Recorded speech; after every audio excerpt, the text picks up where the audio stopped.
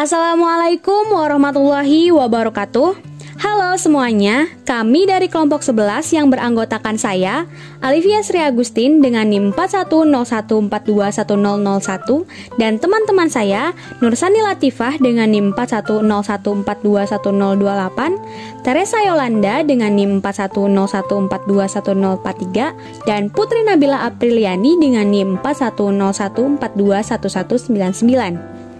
Kami akan menyampaikan terkait soal-soal statistika SMP MTS. Soal-soal yang akan kami bahas kali ini berdasarkan materi SMP MTS dari kompetensi dasar kelas 7 tentang tabel, diagram garis, diagram batang, dan diagram lingkaran, serta kompetensi dasar kelas 8 tentang ukuran pemusatan data seperti min, median, modus, dan sebagainya. Mari kita simak penjelasannya. Soal nomor 1. Di bawah ini adalah data nilai ulangan tengah semester matematika kelas 7 SMP Maju Jaya.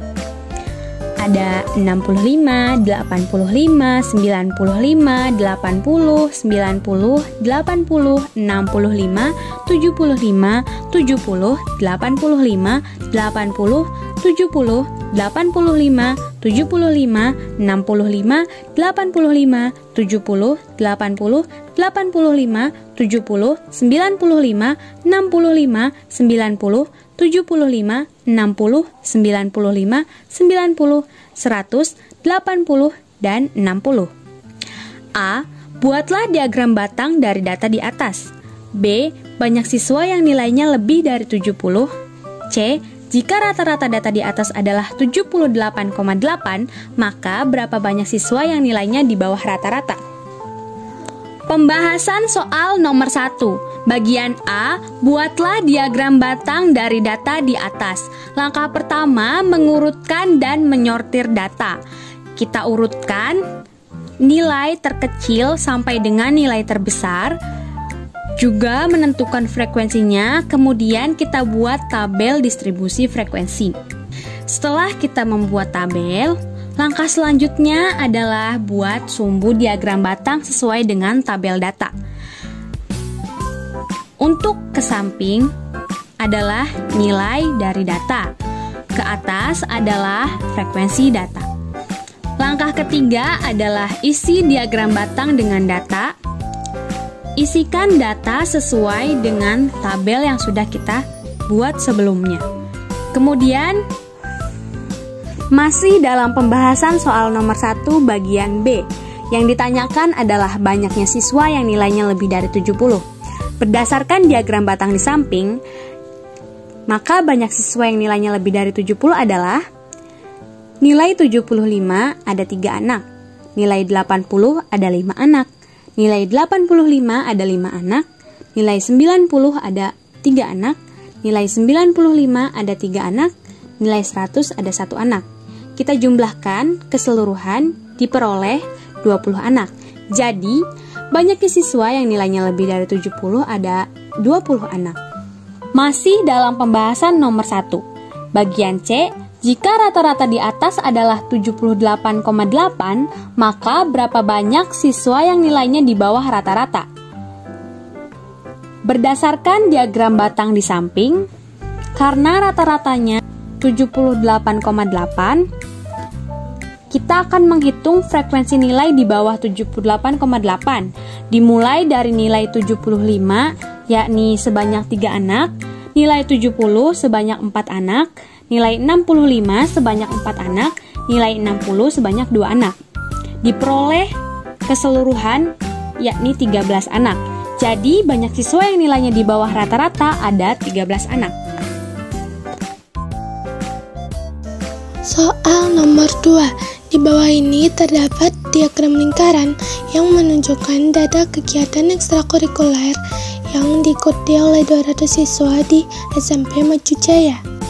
Dapat dilihat pada gambar melukis 10%, fotografi 15%, basket 12%, paduan suara 13%, pramuka 28%, PMR belum diketahui. Pertanyaannya, A. Berapa jumlah siswa yang mengikuti ekstrakurikuler fotografi dan basket? B.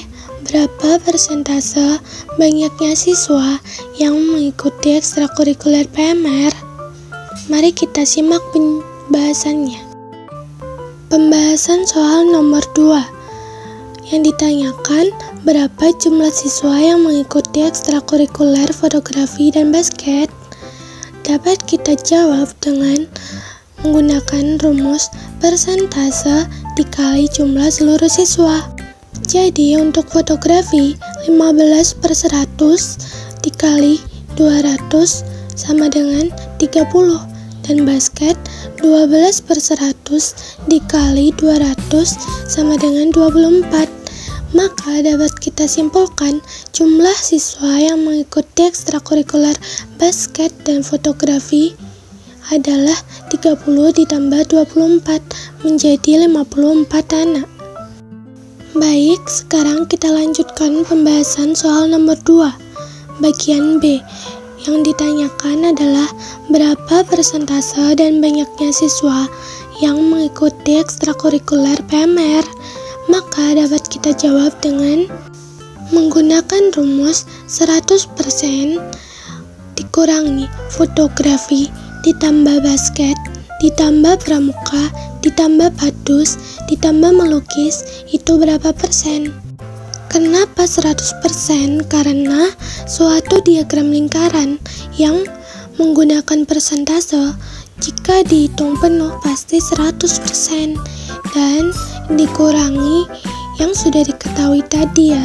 Jadi 100% dikurangi 15 ditambah 12 ditambah 28 ditambah 13 ditambah 10% menjadi 100% dikurangi 78%. Hasilnya menjadi 22%. Yang kedua, kita menghitung berapa jumlah anak.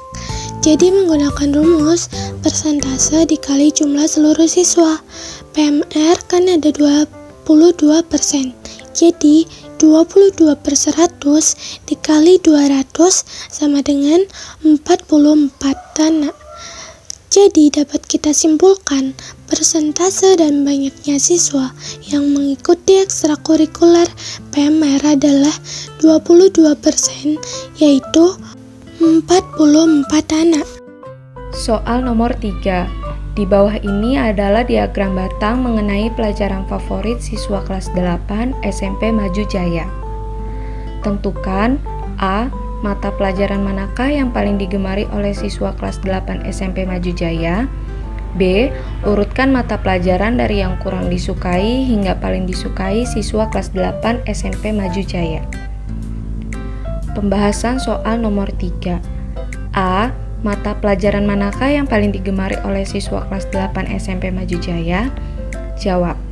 Berdasarkan tabel data, maka mata pelajaran yang paling digemari atau modus adalah matematika, yaitu sebanyak 22 anak. B. Urutkan mata pelajaran dari yang kurang disukai hingga paling disukai siswa kelas 8 SMP Maju Jaya. Jawab. Berdasarkan tabel data, maka diperoleh matematika sama dengan 22, IPA sama dengan 18, bahasa Indonesia sama dengan 12, bahasa Inggris sama dengan 16, PPKN sama dengan 17, IPS sama dengan 15. Maka urutan mata pelajaran dari yang kurang disukai hingga paling disukai siswa kelas 8 SMP Maju Jaya adalah bahasa Indonesia, IPS, bahasa Inggris, PPKN, IPA, dan matematika. Nah, berikutnya kita ke soal terakhir, soal nomor 4. Langsung saja kita baca. Di bawah ini adalah data tinggi badan siswa kelas 8 SMP Maju Jaya. Nah, kemudian ada tabel datanya. Kita diminta untuk menentukan yang pertama median, kemudian modus, mean, dan jangkauan. Langsung saja kita ke pembahasan soal nomor 4. Nah, sebelum menjawab soal, alangkah baiknya jika kita mengurutkan data dan membuat tabel frekuensi terlebih dahulu, agar lebih mudah dalam menjawab soal nantinya. Nah, kemudian di sini kita mengurutkan data dari yang terkecil hingga yang terbesar, yaitu ada 145, 145, dan seterusnya hingga 166. Nah, kemudian kita juga membuat tabel frekuensi yang tertera seperti di layar. Nah, setelah mengurutkan data dan membuat tabel frekuensi, kita akan menjawab soal yang pertama, yaitu median. Median adalah nilai tengah data. Nah, untuk mencari median ada dua cara nih. Yang pertama, apabila data jumlahnya genap, maka kita menggunakan rumus setengah dalam kurung N per 2 plus dalam kurung N per 2 plus 1 kurung tutup. Apabila data jumlahnya ganjil, kita menggunakan rumus N plus 1 per 2. Nah, karena jumlah data yang kita gunakan berjumlah ganjil, maka kita menggunakan rumus data ganjil. Nah, langsung saja. Median sama dengan 25 plus 1 per 2. Nah, kemudian didapatkan hasilnya 13. Maka kita langsung saja lihat ke data yang sudah kita urutkan dan kita hitung hingga data ke-13. Setelah itu, kita akan menemukan medianya. Nah, seperti yang tertera pada layar, data ke-13 adalah 155. Jadi, median dari data tersebut adalah 155. Nah, pembahasan yang kedua ada modus. Modus adalah data yang paling sering muncul. Maka, menurut tabel frekuensi yang sudah kita buat, data yang paling sering muncul adalah 158 dengan frekuensi 4 kali. Maka dari itu, modus dari data tersebut adalah 158. Mudah bukan? Yang ketiga ada mean. Mean adalah rata-rata data. Rumus yang digunakan untuk menghitung mean adalah sigma X dibagi N, atau lebih mudahnya yaitu jumlah seluruh data dibagi banyaknya data. Langsung saja kita hitung. Pertama, kita harus mencari sigma X-nya. Sigma X-nya didapatkan dari menambahkan 145 hingga 166, seperti yang tertera pada layar. Kemudian dibagi dengan N atau banyaknya data. Maka kita peroleh 3875 dibagi 25, sehingga menghasilkan meannya 155. Jadi rata-rata data tersebut adalah 155. Nah, ke soal yang terakhir ada jangkauan. Jangkauan adalah selisih antara nilai terbesar dan terkecil. Sesuai dengan pengertiannya, maka rumus jangkauan adalah data terbesar dikurangi data terkecil.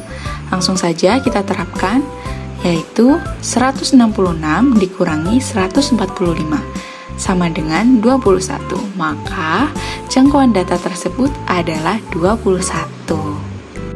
Ya, sekian dari kelompok 11. Mohon maaf apabila ada kesalahan. Terima kasih. Wassalamualaikum warahmatullahi wabarakatuh.